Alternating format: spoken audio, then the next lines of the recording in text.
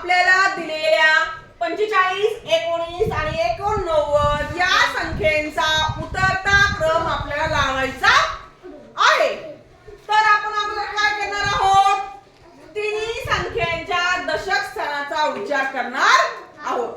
ज्या संख्येचा दशक मोठा ती संख्या 1 नंबरला येणार. आता मग 45, 19 आणि 89 मग 8 दशक, 1 दशक आणि 4 दशक. मग या तीन मध्ये कोणाचा दशक मोठा आहे रे? 89चा. बरोबर. मग आपण 89 1 नंबरला लिहिणार आहोत. आता राहिल्या दोन संख्या 45 आणि 19. मग या दोन संख्यामध्ये मोठा दशक कुणाचा आहे? तर 45 संख्येचा 4 दशक मोठा आहे. मग 2 नंबरला आपण 45 लिहून घेणार आहोत. आता राहिली संख्या कोणती? 19. मग 19 चा 1 दशक सगळ्यात छोटा असल्यामुळे ही संख्या 3 नंबरला लिहूया. म्हणजेच आपण थोडक्यात काय केलं रे? मोठ्या संख्येकडून छोट्या संख्येकडे, मोठ्या संख्येकडून